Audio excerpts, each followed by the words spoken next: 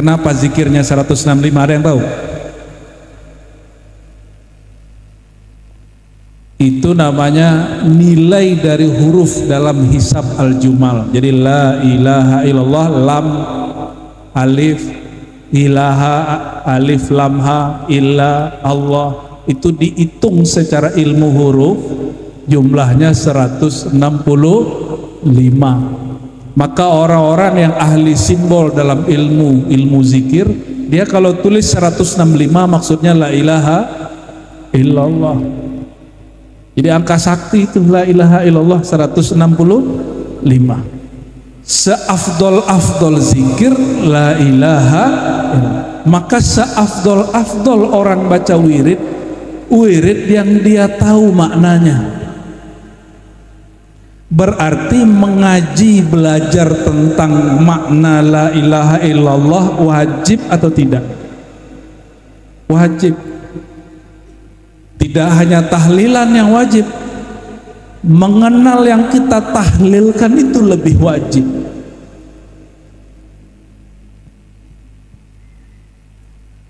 Afdalul zikri, maka seafdol ahli zikir orang yang kenal hakikat la ilaha illallah. Jadi siapapun yang hadir malam ini, derajat kita bukan berdasarkan gelar, bukan berdasarkan jabatan dan pangkat atau jumlah zikir, bukan. Seutama kita, yang paling mulia yang dipandang oleh Allah Subhanahu wa taala malam ini, orang yang dia mau belajar hakikat la ilaha illallah. Dan ilmu itu ada bukan pada ahli fikih. Nih perhatikan, ilmu tentang hakikat la ilaha illallah ini, mohon maaf kiai yang ngajar kita fikih bukan sedang merendahkan kita fikih, saya juga ngajar kita fikih.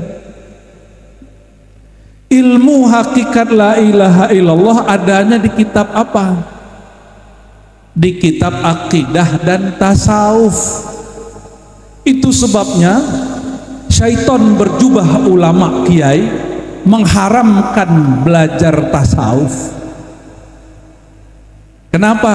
Syaitan takut orang kenal kepada Allah Subhanahu wa ta'ala. Nih dengarkan hadisnya, nggak usah datang-datang kepada orang-orang yang disebut dukun keramat ya, nggak usah, amalkan saja ini. La ilaha illallah hisni, hadis qudsi. La ilaha illallah itu Allah katakan, kata beliau, hisni itu benteng aku. Disebut benteng, pernah ke benteng nggak?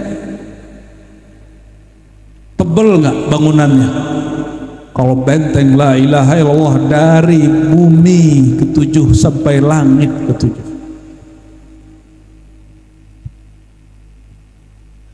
Cuma orang karena tidak kenal yang dia baca, cuma la ilaha illallah, la ilaha illallah, la ilaha illallah, kalimah ini tidak bekerja, nggak ada efeknya. Makanya Allah berkalam di Quran, wa'bud rabbaka hatta ya'tiyal yaqin. Sembahlah Allah sebenar-benar engkau menyembah, zikirlah la ilaha illallah semantap-mantapnya sampai datang al-yaqin. Yakin itu bisa diartikan al-maut, bisa juga diartikan haqqul yakin atau ilmul yakin, ainul yakin. Ilmu tentang apa yang disembah.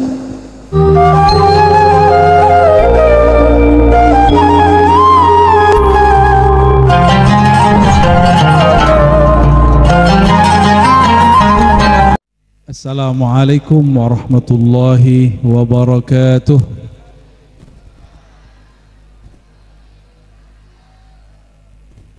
Halo. Kayaknya berisik bener di situ tuh. Ada Sheila and Seven di situ ya.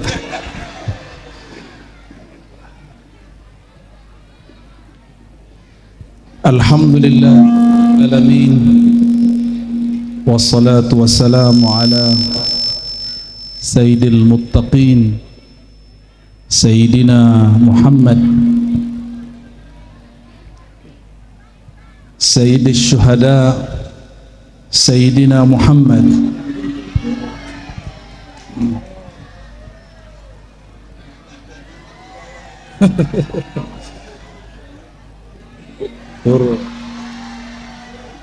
ini yang rame emak-emaknya ya. Muslimat ya, muslimat apa muslimin? Kalau muslimin disunat. Taib. Oke, punya ustadz lagi.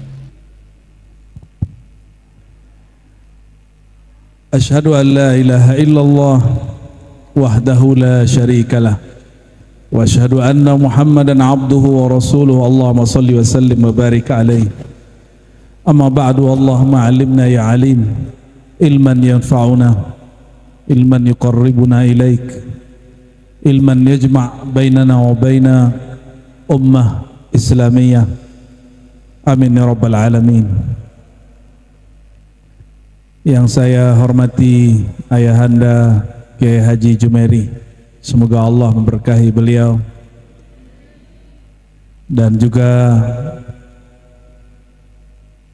Abah Kiai Muhammad Yusuf yang memimpin amalan Thariqah Qadiriyah wan Naqsyabandiyah di kampung, di kelurahan apa namanya, Kecamatan Palaran, Buluan. Terus spontan itu apa? Ini orangnya spontan semua ini. Ya. Bapak-bapak kalah sama ibu-ibu. Kata anak-anak di TikTok, makhluk terkuat di dunia. Benar nggak Pak? Ada yang sanggup melahirkan nggak? Yang sanggup melahirkan siapa? Ibu-ibu. Ini Abah Kiai berdua ini, semua muridnya takut kecuali istrinya. Allahumma salli wa sallim wa barik alaihi. Semua umara, ulama, para pemimpin, para guru, para kiai, panitia, tim hadrah, ada sahabat saya yang kopiahnya menjulang ke langit yang ketujuh. Afwan Gus ya, alafu rambutnya juga sampai ke langit yang bukan ke langit ya, ke bumi yang ketiga. Semoga Allah memberkahi semuanya, amin ya rabbal alamin. Dan yang terspesial warga jamaah kampung apa tadi namanya, lagi ngecek doang, pada bangun pada tidur. Mau ngaji serius apa ngaji santai? Ini kayaknya wajah-wajah sudah tertekan semua, jadi pengennya di santai ya. Antara serius dan santai, insya Allah. Sebelumnya mari kita kirimkan Al-Fatihah untuk ruhaniyah Rasulullah SAW, untuk para kiai wabil khusus pendiri Nahdlatul Ulama Hadratus Syekh Hasyim Asy'ari dan semua masyayikh, semua mursyid, semua khalifah-khalifah tariqah, semua muallim-muallim, para imam, orang-orang yang khidmat untuk negeri ini. Al-Fatihah. Bismillahirrahmanirrahim. Shiratal ladzina an'amta 'alaihim waladdallin. Qala Rasulullah sallallahu alaihi wasallam, afdalul dzikri la ilaha illallah wa afdalud du'a alhamdulillah. Hadis rawahu al-Imam Abu Isa At-Tirmidzi wa hadisun hasanun sahih. Satu kali Sayyidina Muhammad sallallahu alaihi wasallam, sallu alaihi, bersabda, ini ilmu, kesimpulan ilmu, mau dengar nak? Halo bocil-bocil di dalamnya, tolong ibu-ibu yang paling kuat di dunia diademkan itu ya. Aman. Apa kata baginda Nabi Muhammad sallallahu alaihi wasallam?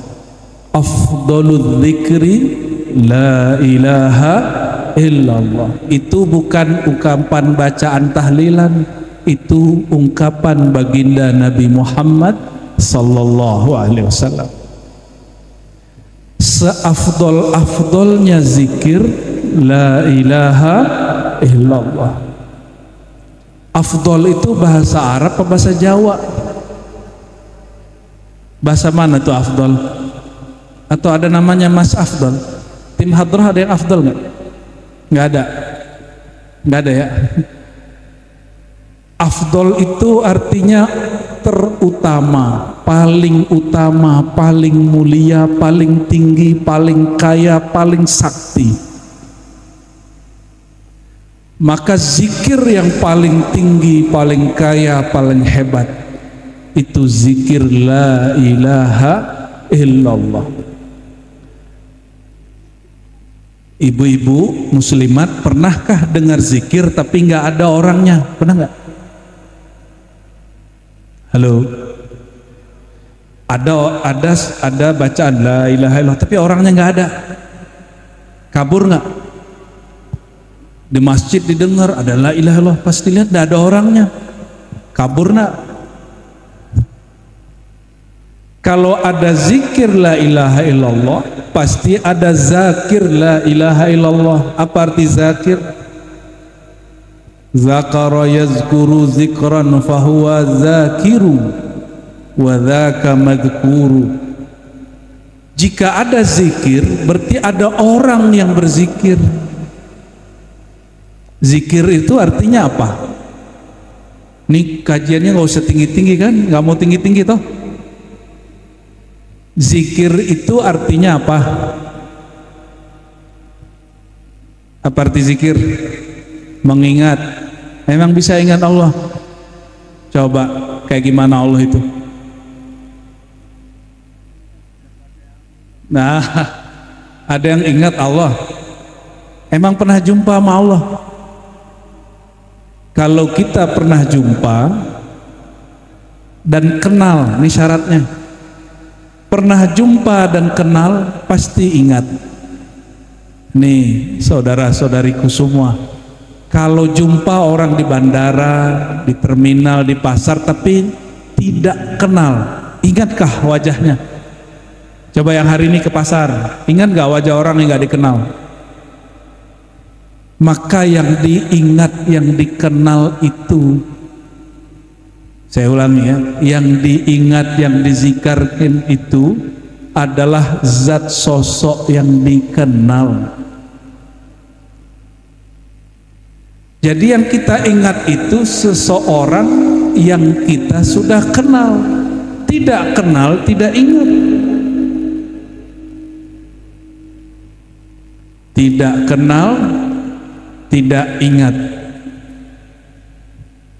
Kalau pulang ke Jawa, berenang apa naik pesawat? Berenang Pak Kiai. Nyampe 3 meter mati. Sebanyak itu orang jumpa di bandara, ingatkah wajahnya? Tak ada yang ingat.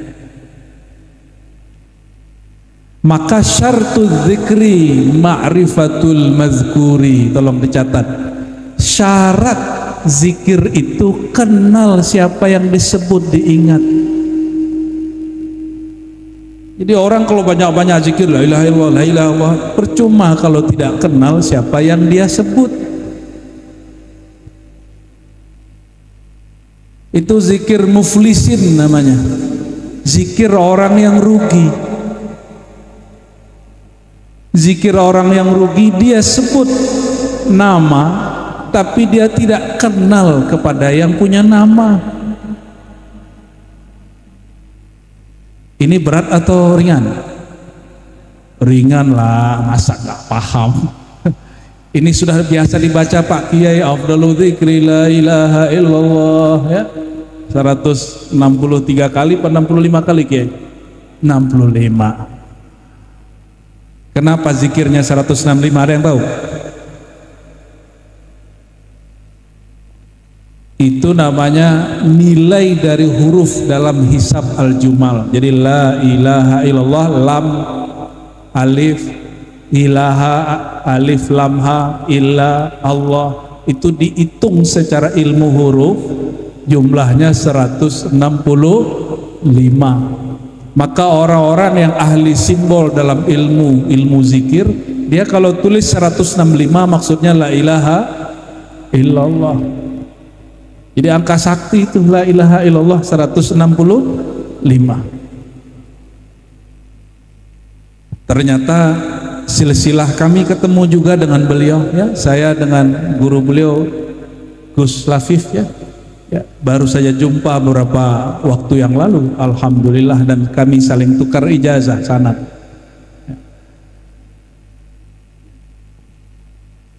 Seafdol zikir la ilaha illallah. Maka seafdol orang baca wirid yang dia tahu maknanya.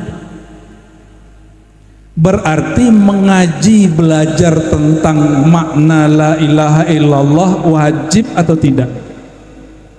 Wajib.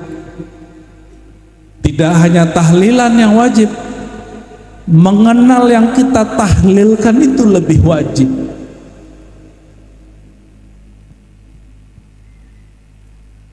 Afdalul zikri, maka seafdol ahli zikir orang yang kenal hakikat la ilaha illallah.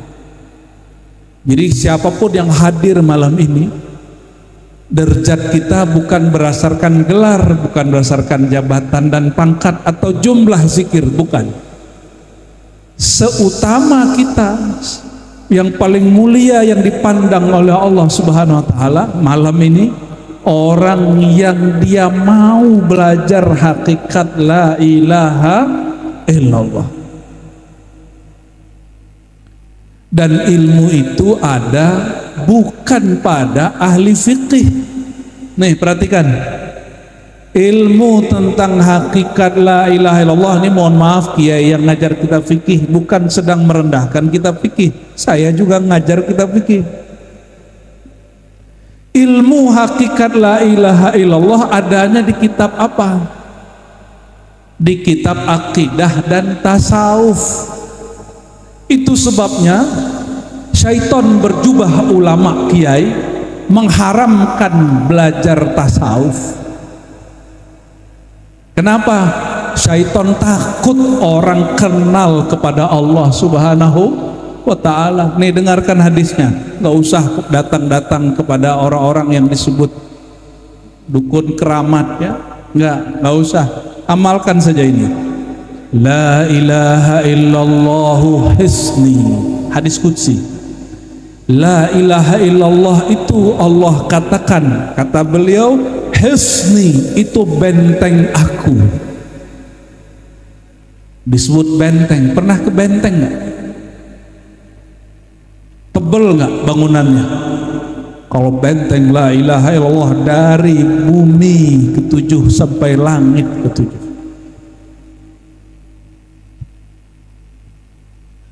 Cuma orang karena tidak kenal yang dia baca, cuma la ilaha illallah, la ilaha illallah, la ilaha illallah, kalimah ini tidak bekerja, nggak ada efeknya. Makanya Allah berkalam di Quran, wa'bud rabbaka hatta ya'tiyal yaqin.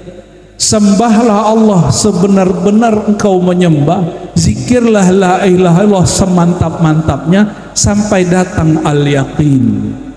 Yakin itu bisa diartikan al-maut, bisa juga diartikan haqqul yakin atau ilmul yakin, ainul yakin. Ilmu tentang apa yang disembah.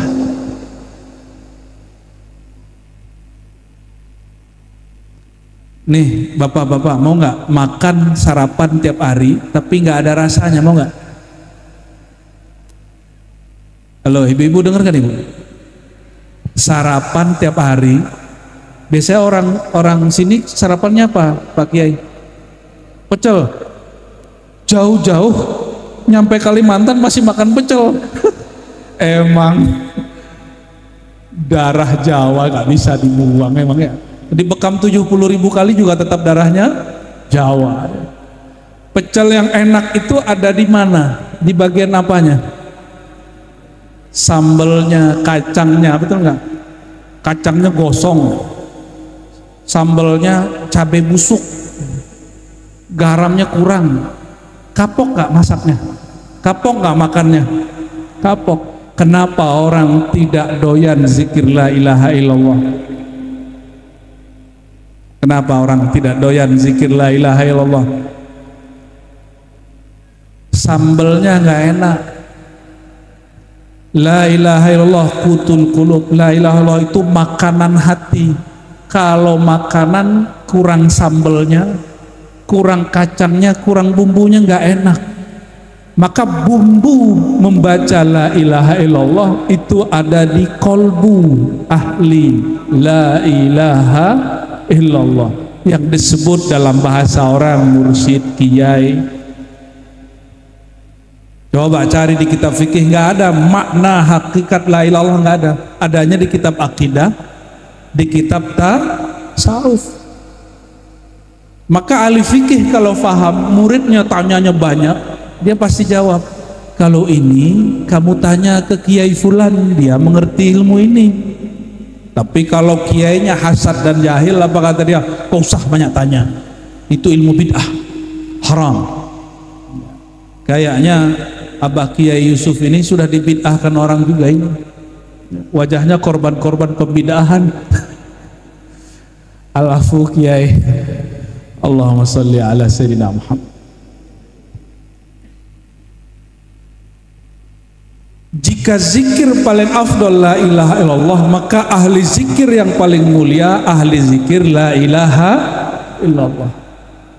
Kalau mau cari wali Allah, nggak usah cari ke gunung, cari saja orang yang paling mantap zikir la ilaha illallah. Tidak hanya membaca tapi memahaminya. Sudah paham siapa wali Allah? Sudah paham siapa wali Allah? Wali Allah itu jangan dikira-kira tiba-tiba jalan sendiri, ngomong-ngomong sendiri gitu di kuburan. Bukan, itu peziarah namanya. Subhanalladzi satara sirrar rububiyah fi zawahiril basyariyah. Sungguh hebat Allah Ta'ala. Allah itu saking hebatnya, Allah punya rahasia disembunyikan bukan di tempat sepi, disembunyikan dalam keramaian, disembunyikan dalam tubuh seorang manusia yang dia kalau musim sakit dia sakit, musim lagi bokek ya jerit juga. Coba tanya beliau kiai berdua ini, kalau rekening kosong jerit juga walaupun ahli la ilaha. Murid bertanya, ini guruku kenapa? Katanya wali Allah, katanya kiai, katanya ahli la ilaha illallah, kenapa masih jerit kalau kurang duit? Ya itulah hebatnya Allah. Allah sembunyikan rahasia dia di dalam diri manusia biasa, bukan di malaikat. Kalau malaikat makan nggak? Minum nggak? Malaikat perlu gaji tiap hari nggak? Malaikat perlu nafkah nggak, Bu? Ini ibu-ibu nih kurang nafkah kayaknya. Kurang banyak maksudnya. Nafkah mah sudah ada ya. Allahumma sholli wa sallim barik alaih. Maaf ya Bu ya, nanti muslimatnya marah. Yang marah muslimin. Jadi hebatnya Allah, Allah simpan rahasia itu di tengah keramaian di dalam diri seorang manusia biasa. Dia makan sama kita, minum sama kita, mengeluh hidup kayak kita sama. Musim sedih dia sedih, lagi susah dia susah. Orang ngantuk dia tidur. Ini Mas ini ngorok gak nih? Ini Mas ini kayak ngorok kalau tidur ini. Ya, bener Mas ya? Gak tahu. Justru kalau Mas ini tahu ngorok lagi tidur, curiga kita, jangan-jangan dia wali yang dimaksud.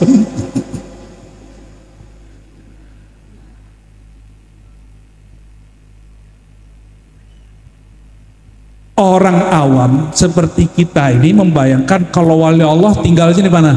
Di gunung, ya, betul nggak?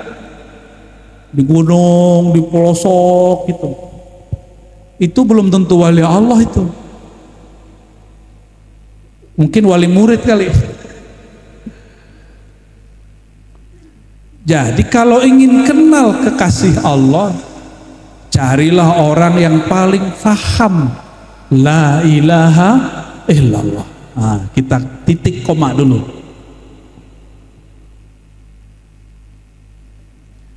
La ilaha illallahu hisni. La ilaha illallah itu benteng aku. Bentengnya di mana nggak kelihatan. Coba beliau bawa tembok kemana-mana nggak nih? Enggak kan? Bawa tameng kemana-mana? Enggak. Bentengnya di mana? Makanya di hadis Imam Bukhari, Nabi Muhammad SAW bersabda, Innallaha harrama 'alan nar. Jangankan dukun, jangankan orang-orang ingin menjahati kiai, neraka pun diharamkan Allah untuk menyentuh kulit daripada orang yang mengatakan la ilaha illallah min qalbihi au nafsihi. Ini tekniknya. Baca la ilaha illallah itu di mana? Min qalbihi. Qalbihi artinya apa? Kolbu.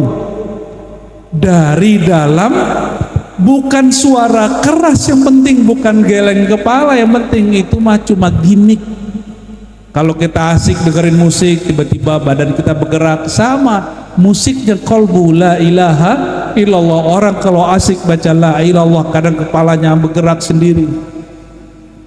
Yang paling lucu, kawan saya mengharamkan musik, tiba-tiba disetelah lagu Sheila on Seven, kepalanya gerak-gerak juga. Pas kita bilang, hey bro, bukannya haram? Ternyata alam bawah sadar dia menghalalkan dan menikmati musik.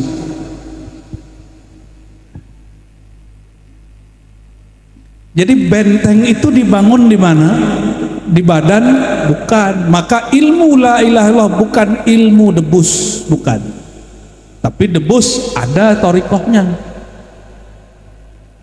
La ilaha illallah itu orang kalau baca ini yang terbentengi kolbunya. Sama-sama kena covid, satu covidnya tembus ke hati, galau bahkan mati dalam rasa takut. Yang satu lagi kena covid, hatinya tenang-tenang aja. Satu hidup susah, gelisah, bahkan hidup senang pun masih gelisah karena banyak barang, hati gelisah mau tidur.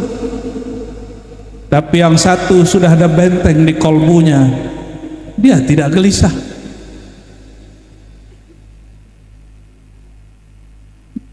Jadi belajar baca la ilaha illallah tidak mungkin lewat YouTube, tidak mungkin lewat rekaman, tidak mungkin lewat rekaman. Oleh karena itu,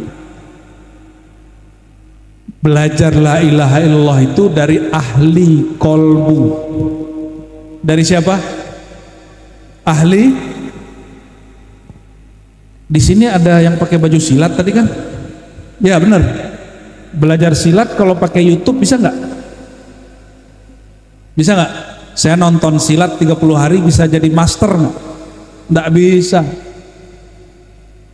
Itulah nasib orang-orang yang nggak mau berguru, gengsi, ego, malu, gengsi berguru, akhir baca buku sendiri, amal-amal sendiri, denger di YouTube amal sendiri. Hari ke-40 begini. Jadi ini kita kasih tahu, nggak ada namanya belajar thariqat itu gila. Coba ingat-ingat ya, tidak ada namanya orang belajar tasawuf thariqat itu gila. Yang ada apa? Dia campur antara yang bening dengan yang keruh. Dia belajar kepada Abah Yusuf, tapi diam-diam dia amalkan yang dari buku, yang dari YouTube. Bercampurlah antara nur dan zulumat. Mabuk pasti. Kalau belajar tarekat jangan nunggu tua. Kalau tua nggak sanggup duduk lama-lama. Bentar-bentar udah ganti, itu udah ganti. Masih muda, tonton ganti begini, ya kan? Kalau anak masih muda tulangnya lunak, dia ajak wiridan, zikir, ngaji la ilaha illallah sejam, 2 jam, 3 jam, 4 jam, dia santai aja. Kenapa? Tulangnya masih lunak. Makanya tim hadroh wajib belajar hakikat sholawat, thariqat sholawat, supaya lagi berhadroh tidak terbayang amplop. Terbayangnya apa? Baginda Nabi Muhammad sallallahu alaihi wasallam.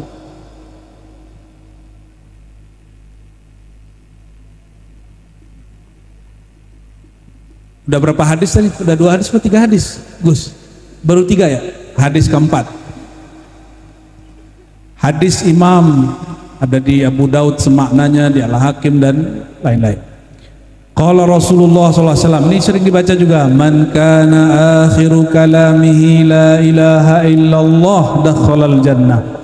Man kana, siapa saja yang akhiru kalamihi, akhir kalam dia la ilaha illallah, dakhala, kalau orang terjemahan biasa pasti masuk surga, tapi kalau mengikuti bahasa Arab yang hakiki, dakhala fi'il madi pasten, telah masuk surga. Gimana Gus? Sesat gak Gus?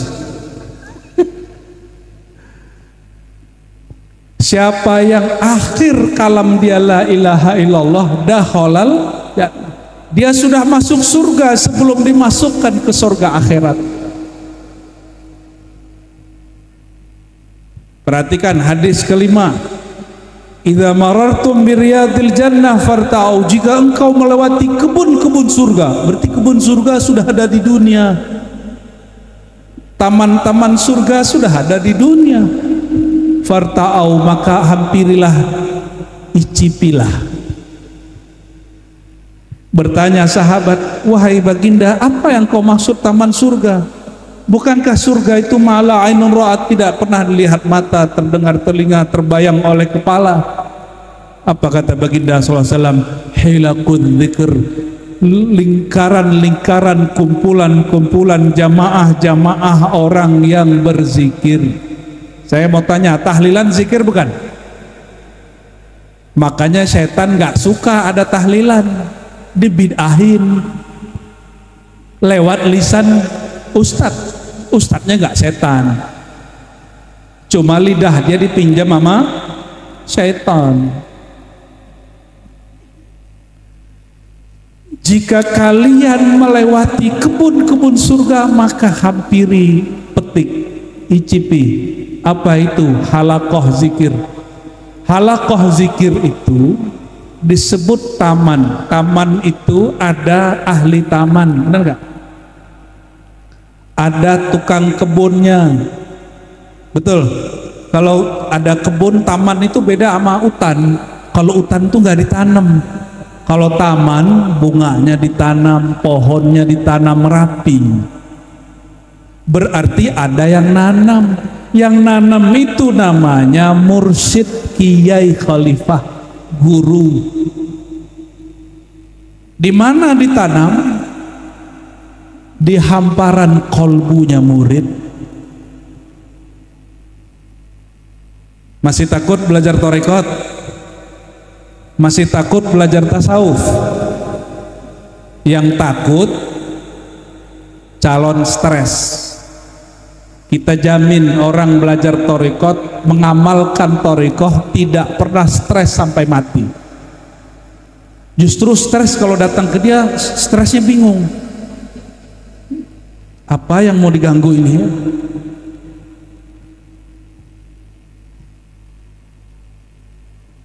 Kalau taman ada bunga, bunga harum nggak? Harum, harum.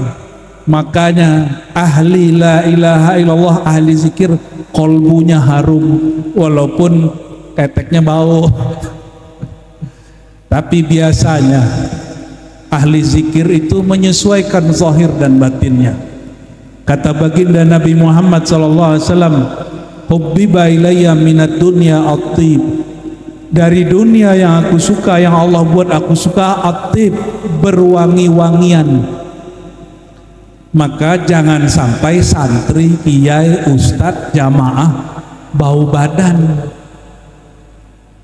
Secara adab mungkin disebut sunat, tapi secara hakikat berwangian itu wajib, karena itu pakaian baginda Nabi Muhammad sallallahu alaihi wasallam. Adapun mengenai nanti beralkohol tidak beralkohol, nanti ikut saja fatwa ulamanya ya. Kalau bagi saya parfum beralkohol tidak najis, tapi bagi Pak Kiai mungkin najis. Beda-beda faham. Sudah berapa hadis? Lebih. Hubbiba ilayya gak dibaca. Udah 6, udah 7. Masih kuat? Takut belajar thariqah? Takut ikut zikir? Alhamdulillah.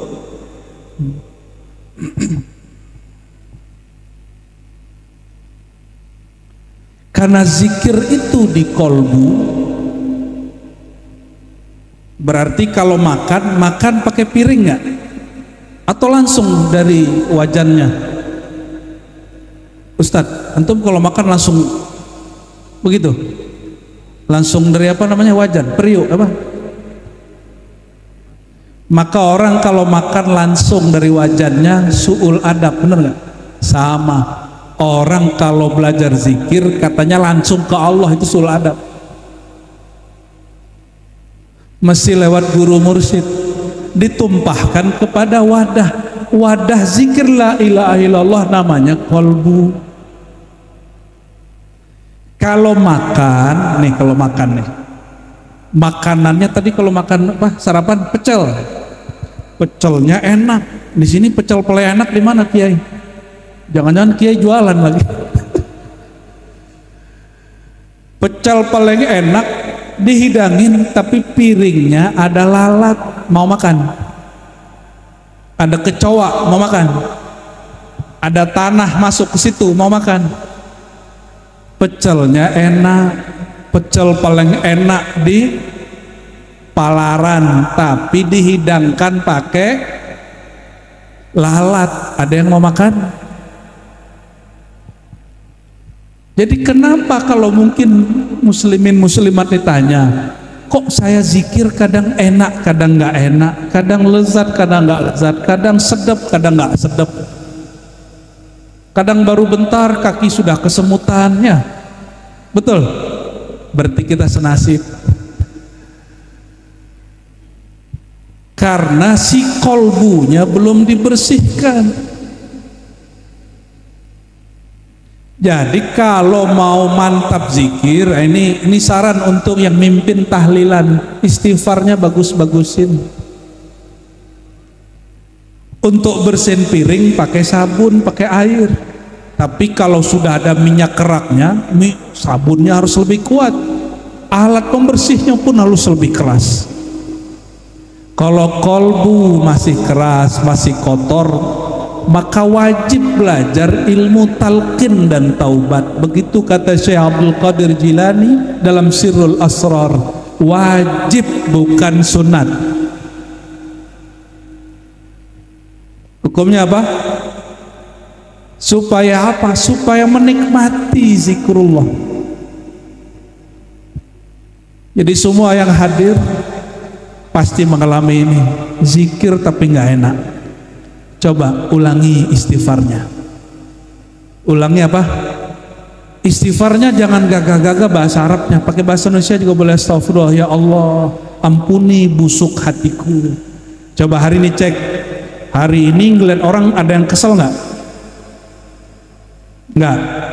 Hari ini lihat orang pas bening matanya jelalatan nggak? Gimana Bu? Pas cakep tampan matanya kayak mau keluar, bener? Itu kalau dia merem zikir la ilallah nggak nikmat zikirnya. Mesti disifarkan matanya satu-satu. Astagfirullah, ya Allah, ampuni mataku, ampuni telingaku, ampuni pandanganku, ampuni pendengaranku. Hari ini sadar atau tidak sadar nyakitin hati orang atau tidak? Hari ini sadar tidak sadar lisan ini ngomong yang tidak bermanfaatnya. Ya, Jika iya, itu yang membuat zikir la ilaha illallah menjadi tidak nikmat. Ibarat piring wadah-wadahnya ada lalat. Apa kata Allah Subhanahu wa taala surah Al-Hujuratnya? Orang yang suka gibah itu sama dengan orang ya, memakan bangkai saudaranya. Bangkai itu harum atau bau?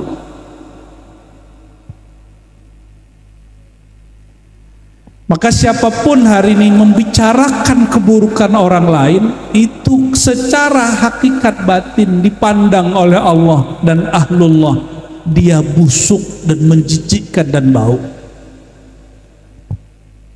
Nih mohon maaf, anjing lewat, anjing makan bangkai, kita jijik nggak mancingnya? Jijik kita mancingnya.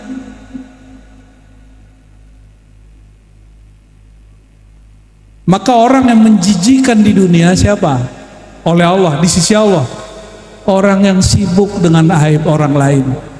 Kalau dia masuk ke hatinya, diberi la ilaha illallah, nggak nikmat zikir la ilaha illallahnya.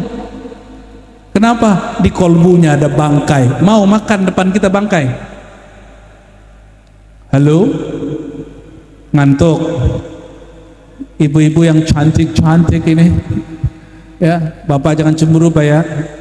Saya sebut bapak cantik mau nggak? Kalau ibu-ibu pasti bapak-bapak cantik, nanti tangannya melambai.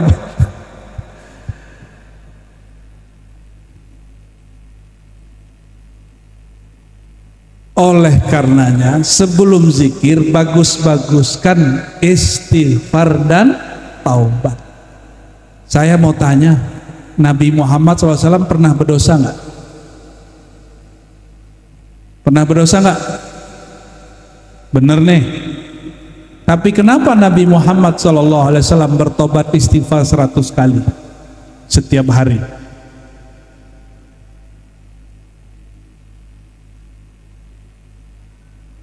Penjelasannya banyak. Salah satu penjelasannya, kullu bani Adam khatta'un. Ini hadis keberapa nih Pak? Setiap manusia, ini manusia bukan? Yang depan saya manusia? Bener nih manusia. Cek dulu kakinya ada nggak? Jangan-jangan ngawang lagi ya. Setiap manusia khatta'un. Apa arti khatta'un? Melakukan kesalahan dan dosa. Sebaik-baik khatta'in at-tawwabun, sebaik pendosa orang yang salah, yang tawabun, yang menyesali dosanya, yang menyadari salahnya. Ditambah maknanya, sebaik-baik manusia orang yang merasa dia berdosa. Coba perhatikan kisah Nabi Adam. Nabi Adam tinggal di sorga. Kalau yang kita tahu, semua yang di sorga boleh dimakan nggak? Maka jika ada larangan makan satu pohon, maka ini bukan larangan haram. Karena semua yang di sorga boleh dimakan.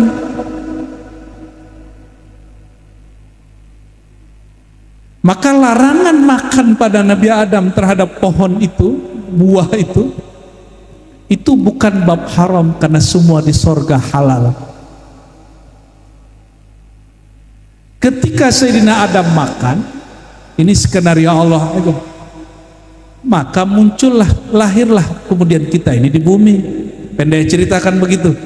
Nabi Adam waktu terusir dari sorga, apa yang dia baca? Rabbana zalamna, ya Allah kami zalim, kami pendosa. Saya mau tanya nih, kalau benar ahlu sunnah ini Kiai, kalau mereka ini ahlu sunnah apa bukan ya? Ini ahlu sunnah apa ahlul bid'ah? Aswaja apa azwaja? Aswaja ya, azwaja nggak ada yang paham kecuali Kiai. Nabi Adam berdosa nggak? Nabi Adam pendosa nggak? Nabi Adam makan buah yang disebut iblis dengan buah khuldi itu dosa nggak? Ini pertanyaan ringan-ringan. Katanya nggak mau yang berat-berat kan? Itu dosa nggak Ustaz? Afwan Tat, bukan ngajarin Tat, cuma nanya. Kalau tim hadrah, Nabi Adam, Sayyidah Hawa makan buah larangan, buah khuldi itu haram, dosa atau tidak? Hah? Dosa atau enggak? Dosa. Batal halus sunnahnya nih. Pak Kiai, ajarin sifat 20 lagi Pak Kiai. Sifat 50 wajib belajar. Sifat 50 yang ke-42 nya 42 43 itu sifat Nabi wajib 4, mustahil 4 gitu ya, jaiznya 1 gitu ya. Beneran kan nih? Ini cuma nanya doang, jangan-jangan di sini udah nggak diajarin sifat 20. Rumusnya apa? Nanti Nabi Allah tidak berdosa. Maka kalau diterapkan kepada kisah Nabi Adam yang disebutkan di Quran, Nabi Adam berdosa nggak?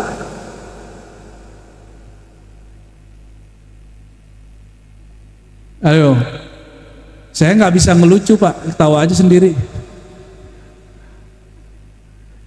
Nabi Adam dilarang makan pohon itu, jangan, bukan dilarang makan pohon, mendekati. La taqraba hadhihi syajarah, jangan dekati pohon itu. Nabi Adam makan lebih dari dekat. Ada yang nyesel nggak?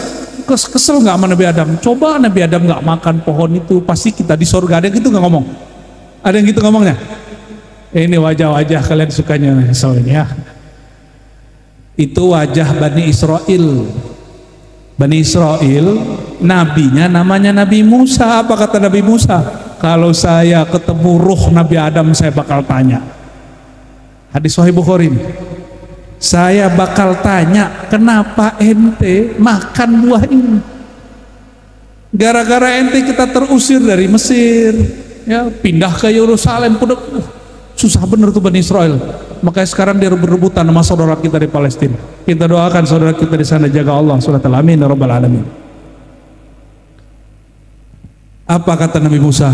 Jumpalah ruhaniah Nabi Musa dengan ruhaniah Nabi Adam. Kata Nabi Musa nih, kayak Adam. Kalau orang sini nyebutnya kayak ya, kayak Adam. Kalau orang Jawa nyebutnya Mbah Adam. Mbah Adam, karena kamu nih kami terusir dari surga. Apa jawaban Sayyidina Adam? Oh, ini Nabi paling pintar Bani Israel, menyalahkan aku terhadap takdir yang Allah kehendaki pada aku. Langsung Nabi Musa kalah. Masa Nabi nggak paham takdir? Kata Nabi Adam, jangankan dosa, jahil pun nggak boleh sama Nabi. Maka saya tanya balik, ini pertanyaan terakhir nih, Nabi Adam dosa nggak? Yang kenceng, Nabi Adam dosa nggak? Tapi Nabi Adam merasa berdosa. Kalau benar yang di depan saya ini Bani Adam, keturunan Nabi Adam, bukan keturunan monyet, bukan keturunan genderuwo, bukan keturunan jin, sorry ya genderuwo ya, pasti ada rasa suka menyadari kesalahan walaupun tidak salah. Tidak menyalahkan rokok kalau sakit, salahkan diri. Ya, maka saya kaget ada seseorang ulama ditanya orang, Syekh, kenapa ente nggak pernah mimpi ketemu Rasul? Jawaban dia, saya merokok. Dia nggak jumpa Rasul yang dia salahkan rokok. Suka nyalahin orang itu. Kalau Bani Adam sejati, dia kalau salah, bahkan nggak salah pun dia mengaku salah.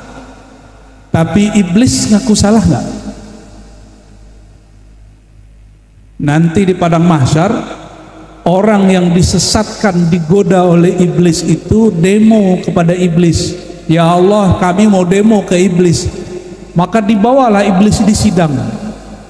Apa kata iblis? Inni akhafullah rabbal alamin. Jangan salahkan aku. Aku juga takut kepada Allah, Tuhan pencipta alam semesta.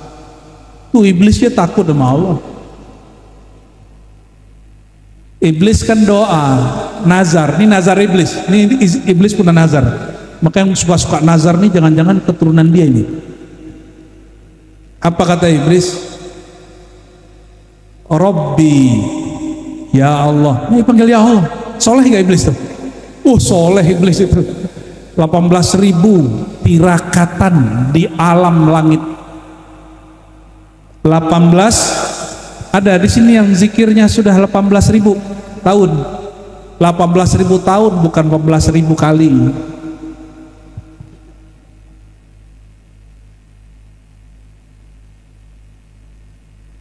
Kok jadi ngomongin iblis ya? Udah ganti ke Adam deh. Nabi Adam terusir dari sorga, tidak menuduh iblis. Ini salah iblis ya Allah. Enggak. Nih coba cek kalau yang kerja, mohon maaf Pak Camat ya, Pak RT, Pak RW, Pak Kepala Desa, Pak Kelurahan. Kalau di tempat kerja kita, di kampung kita, ada orang kalau salah nyari kambing hitam. Itu bukan Bani Adam, itu Bani Iblis, Bani Syaitan. Karena Syaitan itu ada dua, minal jinnati wan nas. Kita kasih dalil paling gampang. Syaitan itu ada dua, minal jinnati dari jin dan manusia. Berarti syaitan itu sifat karakter, kalau iblis itu sosok dari kalangan jin. Tapi kalau setan ada jin dan ada manusia.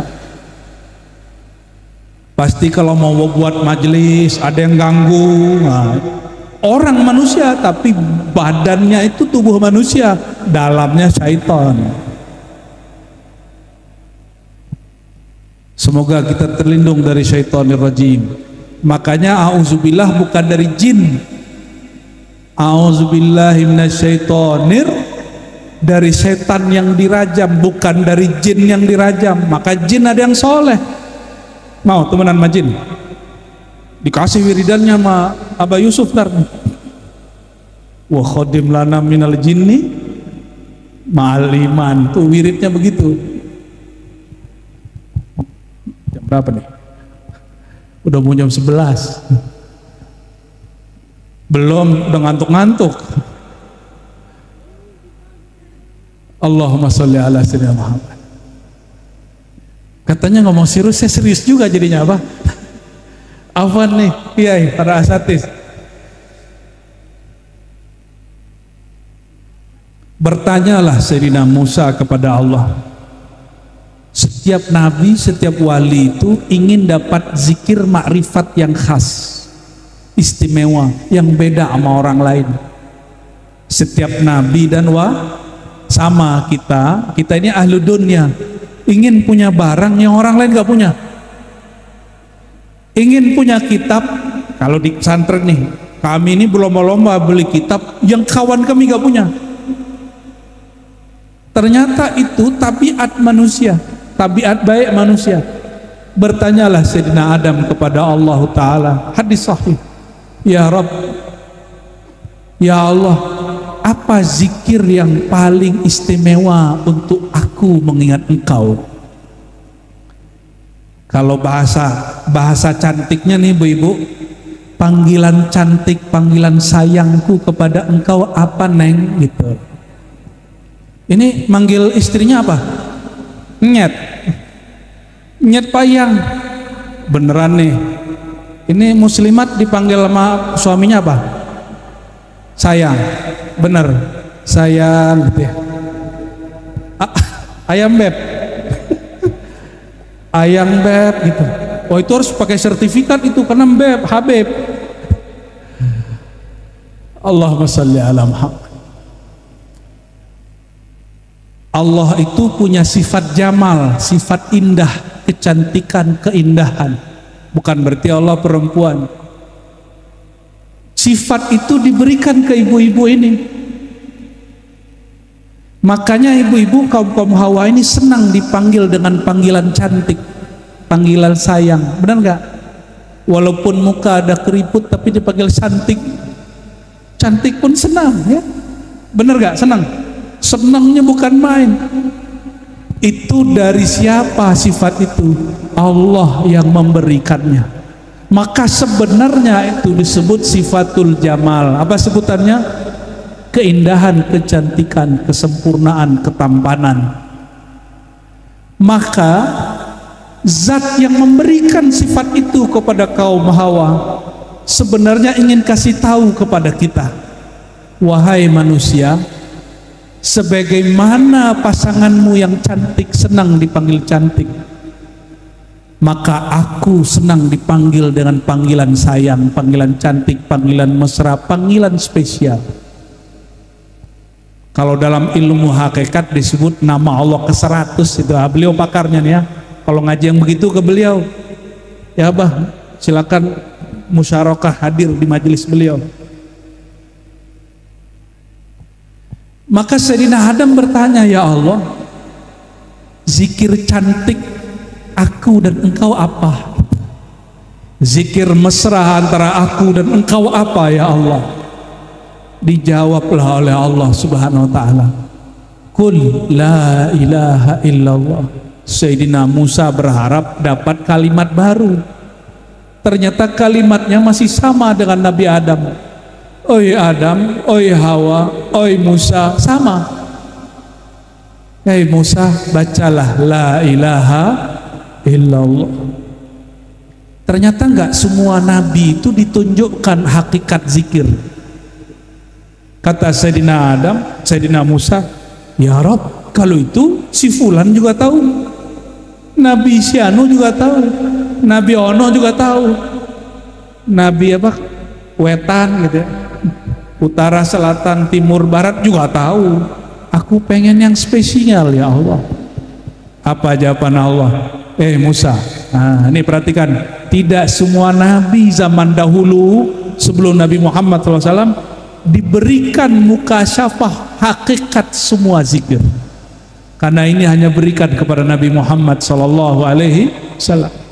Maka berkalamlah Allah, hei Musa, perhatikan, kau pandanglah la ilaha illallah. Maka dipandanglah oleh Sayyidina Musa. Ternyata Allah sedang menimbang. Nggak tahu itu alat penimbangnya beli di mana itu. Alat penimbang la ilaha illallah, ditimbang satu kalimah la ilaha illallah dengan langit dan bumi. Saya tadi ngelewatin itu jembatan apa namanya Bah? Yang banyak batu baranya itu. Nah, oh berarti sini nggak dapat berkahnya dong. Ya. Sekali lewat katanya sekian puluh juta kan? Tuh seneng banget tuh orang yang kerja di situ pastinya. Ditimbang semua yang di langit yang di bumi dengan la ilaha illallah sebelah kanan, langit bumi sebelah kiri. Mana yang berat? Lebih berat la ilaha illallah. Maka ahlu la ilaha illallah afdal minas samawati wal ard. Ahli la ilaha illallah lebih mulia dari langit dan bumi. Itu dalilnya. Itu dalilnya, ini bukan kalam khurafat, bukan. Ahli la ilaha illallah, kolbu dia lebih berat daripada langit dan bumi. Maka ada sebuah hadis qudsi. Hadis ini didoifkan oleh ahli hadis, tapi dicek oleh Imam Mula Al-Qari. Oh, hadis ini bagus, kata beliau. Apa hadisnya? Ketika Allah mau menitipkan rahasianya ke langit ke bumi, tidak ada yang sanggup. Tapi ketika Allah titipkan ke Sayyidina Adam, ke semua manusia, ternyata kolbu manusia sanggup. Maka Allah berkalam, ma wasyani abdi wala samai inna ma wasyani kolbu abdi al-mu'min. Rahasia aku tidak sanggup dipikul langit dan bumi, tapi yang sanggup memikulnya adalah hati hambaku yang percaya, yang iman. Yang di depan saya, kiri kanan belakang saya, hatinya beriman atau tidak? Mau kolbunya lebih mulia dari langit dan bumi? Maka belajarlah zikir kolbu la ilaha, sama-sama nonton tata cara masak pecel. Nontonnya di YouTube, langsung bisa nggak? Tapi ada orang Dulu mbahnya jualan pecel, diajarin ke anaknya, anaknya punya anak lagi, cucu, semuanya ngajarin cara buat pecel, padahal nggak pernah nonton YouTube cara masak pecel. Kira-kira enakan mana, yang abis nonton YouTube lalu buat pecel atau yang ngambil dari mbahnya? Nah, kalau makanan lisan perut ini mesti kita manjakan kepada orang yang berguru. Itu namanya sanat pecel, torikot peceliyah. Zikirnya tiap pagi jam 6 sampai jam 7 pagi, betul ya? Maka zikir kolbu, makanan kolbu wajib kepada orang yang kolbunya juga ngambil ilmu kolbu dari ahli kolbu, dari guru-guru sampai kepada Rasulullah sallallahu alaihi wasallam. Barangkali itu yang dapat saya sampaikan, silakan disimpulkan sendiri ya. Jadi kalau di sini sudah ada ahli zikir, tolong istiqomah. Jangan jauh-jauh cari wali Allah, kekasih Allah ada di sekitar kita, yaitu ahli la ilaha illallah Muhammadur Rasulullah SAW. Barangkali itu, wallahu alam bissawab, wallahu muwaffiq ila aqrabit thariq, wa sallallahu ala sayyidina Muhammad. Assalamualaikum warahmatullahi wabarakatuh.